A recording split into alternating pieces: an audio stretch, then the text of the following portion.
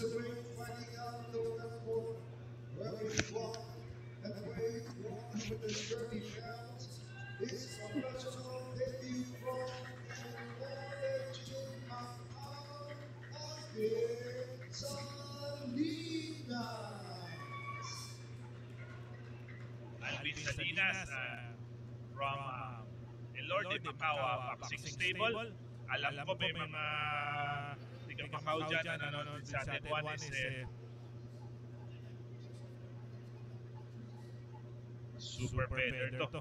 Yes, and of course, he is up against Mateo Caparoso of ELM Boxing Gym, Malabon. Both fighters are making their pro debut dito sa laban na to. Ang dami nating mga pro debut boxers na magde-debut dito ngayon sa UKC full blast partner. No? Ibig sabihin, marami tayong parang ano yan eh, grassroots program. Right. Diba? Here we go, round 1. Salinas in the white trunks. Ito na mga si Caparoso na green. Again, style mix fight again. Nakikita natin yung Salinas, lateral movement, and yung Caparoso is a come forward type of a fighter. Exactly. Tama ka dyan, partner. Body shot by Caparoso. Salinas, like you said, is punching while he's moving. Si Salinas Filipino, no? Yeah. He is a Filipino.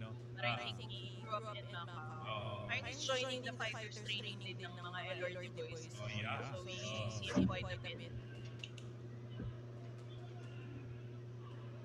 Caparoso is trying to pressure Salinas on the initial canto of round number 1.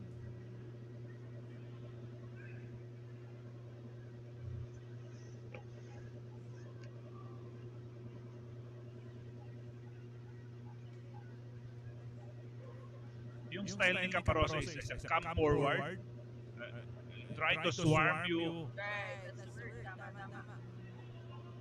Ganyan naman ang mga pressure fighters. Oh. They don't want you to have that breathing room.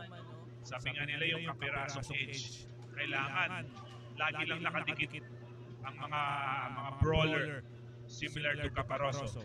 Right. And Salinas, as you can see, is capitalizing on his ability to move also, no? Using that jab. Very good. He must establish that jab. Oh, good body shot by Salinas right there. Caparoso ties him in.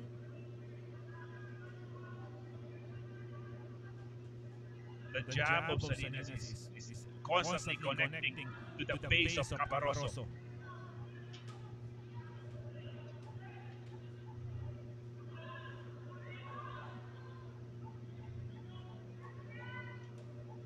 Oh, that 1-2 combination did connect for Salinas. Oh, that body, partner. I think with Salinas shifting, moving, that's the right tactic mo para hindi ka ma-overwhelm dun sa forward pressure na ginagawa ni Caparoso. Sabi mo kanina, lateral movement, body movement, shifting side to side. Evade that attack and be able to launch your own attack. So far, Salinas is giving us a clinic on defense, how he evades that numerous hooks given by Caparoso. At the same time, Caparoso naman partner, no? With that intensity, keeping up the pressure. Oh, that left to finish round number 1. Again, this event is given to us by UKC Promotion, headed by our promoter, Ma'am Kukoy Elorde, together with the partnership with Congressman Brian Yamsuwan, our fair share of sponsor, Fairtex Philippines, Vax Cafe, B Athletics, Pocari Sweat, among others. Maraming salamat po for helping to make this boxing event possible. Yes, thank you also sa ating mga viewers na nandito pumunta sa Elorde Sports Center. And of course, yung mga nanonood sa atin, please don't forget to share this video and to like our page, Elorde TV.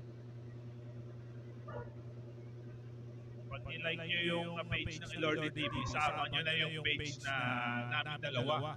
PB Dynamite Sports and Real Fight PH. Tama ka dyan, Mark. Round number 2. Scheduled for round 5 in a featherweight division. Super featherweight division. Here we go. As expected, this is starting off to be a high-paced round.